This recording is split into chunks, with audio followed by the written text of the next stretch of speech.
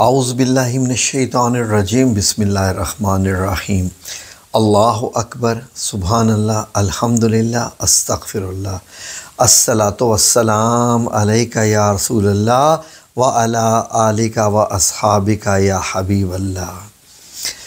ناظرین، ہم میں سے بہت سے لوگ آج کل بہت ساری پریشانیوں میں گرفتار ہیں۔ وجہ یہ ہے کہ کوئی مشکل حل ہوتے نظر نہیں آتی، اور بہت سے لوگ یہ بھی شکایت کرتے ہیں کہ شاید ان کا مقدر ہی ٹھیک نہیں ہے۔ یہ بہت بڑی شکایت ہے سمجھا جائے تو۔ اللہ رب العزت شکوہ کرنے والے کو پسند نہیں کرتا، البتہ اللہ رب العزت دعا کرنے والے کو بے حد پسند کرتا ہے۔ اللہ رب العزت چاہتا ہے کہ مجھ سے زیادہ دعائیں کرو۔ بعض دفعہ وہ خود سے اللہ رب العزت ایک تدبیر کے تحت ہم لوگوں کو مشکلات میں ڈالتا ہے۔ وہ چاہتا ہے کہ ان مشکلات میں ہم اس کو زیادہ سے زیادہ یاد کریں، اور جتنا ہم اسے یاد کریں وہ پھر ہمارا نامہ اعمال نیکیوں سے بھرتا ہے، ہمارے درجات بھی بلند کرتا ہے، ہماری روحانیت بھی بلند کرتا ہے۔ اور جو لوگ زیادہ سے زیادہ اس کا ذکر، اذکار، وظائف، دعائیں، نمازیں اور صبر، جو یہ سب لوگ کرتے ہیں، اللہ رب العزت ان کو بے انتہا پھر انعام عطا فرماتا ہے۔ ناظرین، گو کہ محنت پہلی شرط ہے۔ انسان کو وہی کچھ ملا جس کی اس نے کوشش کی، لیکن محنت کے ساتھ دعا کرنا یہ ہمارا فرض ہے۔ یہ ہمیں چاہیے کہ ہم اپنے اوپر لازم کر لیں۔ اسی لیے ناظرین، اللہ رب العزت نے قرآن پاک میں اتنی بار فرمایا کہ اگر میں وہ ساری آیات کا ترجمہ آپ کی خدمت میں پیش کرنا شروع کر دوں تو 10 منٹ سے بھی زیادہ لگ جائیں گے، کہ جس میں اللہ رب العزت نے فرمایا کہ جب کوئی پکارنے والا مجھے پکارتا ہے تو میں اس کے پاس ہی ہوتا ہوں۔ تم اس سے دعائیں کرو، میں تمہاری دعائیں قبول کروں گا۔ جب تم خطائیں کر لو، جب تم گناہ کر لو تو میرے پاس آ جاؤ، توبہ کرو، استغفار کرو، میں تمہاری توبہ قبول کروں گا۔ مجھ سے مانگا کرو، میں تمہاری دعائیں قبول فرماتا ہوں۔ اتنی زیادہ آیات ہیں کہ میں اگر خالی ان کا مفہوم بھی بیان کرتا رہوں تو بہت وقت لگے گا۔ تو ناظرین، کیوں نہ ہم بھی کچھ ارینج کریں کہ اللہ رب العزت سے دعا کا معاملہ ہی کریں۔ لیکن جو اللہ رب العزت کا طریقہ ہے دعا کرنے کا، وہ یہ نہیں ہے کہ آپ چارپائی پہ بیٹھ جائیں، کام نہ کریں۔ فار ایگزامپل مردوں کی بات کر رہا ہوں، خواتین کی نہیں۔ اور اس کے بعد آپ صرف یہ دعا یا وظیفہ کرنا شروع کر دیں کہ اللہ میرا یہ کام بھی کر دے، میرا یہ کام بھی کر دے۔ وہ جانتا ہے، وہ پہلے یہ دیکھتا ہے کہ آپ نے حجت کتنی کی ہے۔ حجت سے مراد کیا ہے؟ کہ آپ نے محنت کتنی کی ہے۔ وہ چاہتا ہے کہ آپ تنکے کو بھی توڑ دو، وہ آپ کے لیے شہتیر توڑ دے گا، وہ آپ کے لیے گاڈر توڑ دے گا، وہ آپ کے لیے پہاڑ توڑ دے گا۔ لیکن آپ تنکے کو تو توڑو۔ جیسے آپ کے سامنے کی مثال ہے، قرآن مجید میں بھی موجود ہے۔ حضرت موسیٰ علیہ السلام سے اللہ رب العزت نے فرمایا کہ موسیٰ اپنا عصا یعنی جو لاٹھی ہے وہ سمندر میں ڈالو، اور سمندر کے 2 حصے ہو گئے، بیچ میں اتنا سوکھ گیا کہ جیسے وہاں پر کبھی پانی تھا ہی نہیں۔ اتنے بڑے معجزے ہو گئے، لیکن یہ معجزہ بھی ایسے نہیں ہوا، دعاؤں سے نہیں ہوا۔ اللہ جانتا ہے کہ میں نے بنی اسرائیل کو بچانا ہے۔ یہ سارا پروگرام ہی اللہ کا ہے، یہ ساری حکمت ہی اللہ کی ہے کہ حضرت موسیٰ علیہ السلام لے کے آئے ہیں بنی اسرائیل کو۔ تو اس سے پہلے کہ بنی اسرائیل اس سمندر پہ پہنچتے، کنارے پہ پہنچتے، تو کیا وہاں رستہ کھلا نہیں ہونا چاہیے تھا کہ یہاں سے گزر جاؤ، رستہ تمہارے لیے کھول دیا؟ نہیں، وہ وہاں اکٹھے ہو گئے، راستے بند، سب راستے بند۔ آگے سمندر، پیچھے فرعون کی فوجیں، اور بیچ میں اب سوائے قتل و غارت کے علاوہ کچھ بھی نہیں تھا۔ وہاں پہ پھر دعا کی گئی تو اللہ رب العزت نے دعا کو تو قبول فرمایا ہے، لیکن کیا فرمایا؟ اے موسیٰ، اپنا عصا سمندر میں مارو۔ جیسے انسان چھڑی سمندر میں پانی میں مارتا ہے، دریا میں کیا ہوتا ہے؟ چند بلبلے نکلتے ہیں، چند سپلیشز، مطلب یہ ہے کہ نکلتی ہیں، اور اس کے بعد پانی کے چند قطرے ہوا میں اڑ کے واپس آ جاتے ہیں۔ کیا پانی میں سے، دریاؤں میں سے راستے بنتے ہیں؟ لیکن نہیں، سب سے پہلے یہ کہا کہ اس کو لاٹھی کو پانی میں مارو تو راستہ بنا۔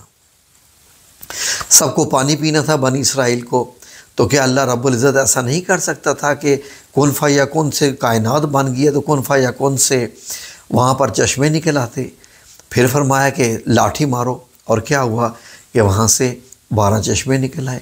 حضرت اسماعیل علیہ السلام بچہ چھوٹا سا، اور ایڑی ماری زمین پہ، ایڑی ماری، اور وہاں سے زمزم کا کنواں نکل آیا۔ آج تک پانی نکل رہا ہے، ایسا پانی، ایسا چشمہ جو قیامت تک چلتا رہے گا، اور جس کے پانی جیسا پوری دنیا میں پانی نہیں ہے، ایسا صحت یاب والا پانی۔ ناظرین، اس لیے کوئی بھی وظیفہ کرنے سے پہلے، کوئی بھی ذکر کرنے سے پہلے چند شرائط ذہن میں رکھیے۔ وہ یہ کہ ایک تو آپ نماز کی پابندی کریں، یہ پابندی سے مراد ہے کہ آپ اللہ کے پیاروں میں آ جاتے ہیں۔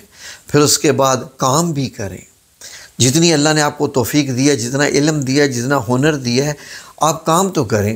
فار ایگزامپل، ایک بندہ ہے اور وہ لکڑی کا کام کرتا ہے، وہ کہتا ہے میرے پاس کام نہیں ہے، گھر آ کے بیٹھ جاتا ہے، تو کام تو ملنے والا نہیں ہے ایسے، جب تک وہ وہاں بیٹھے گا نہیں، دکان کھولے گا نہیں، اور پھر وہ دکان کھولے، بیٹھے، کام کرے، پھر وظیفہ کرے۔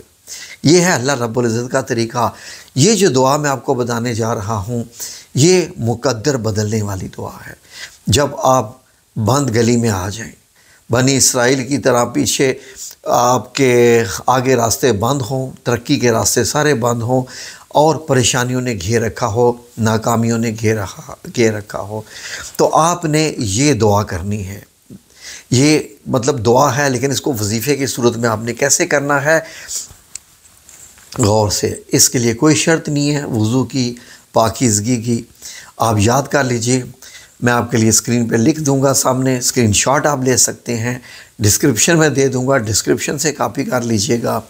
تو اس کے لیے بس یہ ہے کہ آپ نے نمازیں پڑھی ہوئی ہوں، اور اس کے بعد یہ 19 دن کا وظیفہ ہے۔ 19 دن کیا کرنا ہے کہ صبح اور شام، 19 دن صبح اور شام وظیفہ کرنے سے پہلے اول 3 بار درود شریف، اور وظیفہ کرنے کے بعد بھی 3 بار درود شریف۔ اور آپ نے یہ جو دعا میں آپ کو بتا رہا ہوں، یہ آپ نے 19 بار صبح، 19 بار شام کو کرنی ہے۔ زیادہ سے زیادہ آپ کے 10 منٹ لگیں گے، 10 منٹس اونلی، لیکن 19 کا ہنسا ذہن میں رکھیے گا۔ نہ 18 بار ہونی چاہیے، نہ 20 بار ہونی چاہیے۔ 19 کا تعلق اللہ کے سیکیورٹی سسٹم سے ہے، لاکنگ سسٹم سے ہے۔ تو اللہ رب العزت نے لوح محفوظ میں آپ کی تقدیر لکھ ڈالی ہے، اور لکھ کے اس کو بند کر دیا ہے۔ اللہ کو معلوم ہے، لیکن اللہ کو یہ بھی معلوم ہے کہ آپ لوگ جب یہ وظیفہ کریں گے تو یہ وظیفہ چابی ہے آپ کے مقدر کو کھولنے کی، بہت بڑی چابی ہے۔ ایسی چابی ہے کہ انشاءاللہ بِإِذْنِ اللہ تعالیٰ جس رب نے لوح محفوظ میں کتاب لکھ کے رکھ دیا مقدر کی، تو کیا اس رب کے پاس طاقت نہیں ہے ثم نعوذ باللہ کہ اس کتاب میں وہ تبدیلی کر سکے؟ وہ تو خود اس کا رائٹر ہے، وہ تو خود اس کتاب کا مالک ہے۔ تو آئیے مالک سے التجا کرتے ہیں کہ اے ہمارے رب، ہمیں نہیں پتہ ہمارے مقدر میں تو نے کیا لکھ رکھا ہے، لیکن اے ہمارے رب، ہم اس وقت مصیبتوں میں گھر گئے ہیں، پریشانیوں میں گھر گئے ہیں، معاشی بھی تنگی ہے، بچوں کے رشتوں کی تنگی ہے، اور بیماریاں بھی ہیں، نوکری کے بھی مسائل ہیں، اور ہر قسم کے مسائل ہیں، کتنے کام ہیں، کسی کی بے اولادی ہے، کسی کے جو ہے وہ شادی ہو گئی ہے لیکن وہ خوش نہیں ہے، کسی کا کچھ ہے، کسی کا کچھ ہے، ہزاروں قسم کے مسائل ہیں۔ اے رب العزت، تو اس سے ہم یہ دعا کرتے ہیں کہ تیرے حضور ہم یہ 19 دن کے لیے یہ وظیفہ پیش کر رہے ہیں، اسے اپنی بارگاہ میں قبول فرما، اور اگر ہماری قسمت میں یہ چیزیں نہیں ہیں جو ہمیں چاہیے، تو ہماری قسمت میں اس دعا کی بدولت لکھ دے انشاءاللہ۔ ان ربی اللہ کل شیء قدیر، کہ بے شک میرا رب ہر چیز کا پر قادر ہے، وہ جو چاہے کرتا ہے، کیونکہ ان اللہ علی کل شیء قدیر، کہ بے شک اللہ سب کچھ کرنے کی قدرت رکھتا ہے۔ اللہ کے آگے کسی چیز کے لیے کوئی اسباب نہیں چاہیے۔ تو ناظرین، دعا یہ ہے، سن لیجئے، 19 دن وظیفہ، ٹھیک ہے جی، شروع کرنے سے پہلے 3 بار درود شریف اول آخر، پھر روزانہ 19 بار صبح 19 بار شام۔ وظیفہ یہ ہے، یاد کر لیجئے، یہ ہے: یا مفتح الابواب، یا مسبب الاسباب، یا مقلب القلوب، یا مقلب القلوب والابصار، یا دلیل المتاحرین، ویا غیاث المستغیثین، توکلت علیک یا رب فاقض حاجتی واکفنی محمی، ولا حول ولا قوة الا باللہ العلی العظیم، وصلی اللہ علی محمد وآل محمد۔ ایسے بس پڑھتے رہیے، جیسے جیسے آپ پڑھیں گے آپ کی روانگی بڑھتی جائے گی، الفاظ خوبصورت ہوتے جائیں گے جتنا زیادہ پڑھیں گے۔ انشاءاللہ باذن اللہ تعالیٰ میری اپنے رب العزت سے یہ دعا ہے: یا رب کریم، یا رب العرش العظیم، یا ارحم الراحمین، یا اکرم الاکرمین، یا عزیز و یا غفار، یا رب العالمین، تجھ سے ہم دعا کرتے ہیں کہ تیرے حضور جو یہ ہم وظیفہ پیش کریں گے اس کو اپنی بارگاہ میں قبول فرمانا، اور ایسے ہی ہماری قسمت کے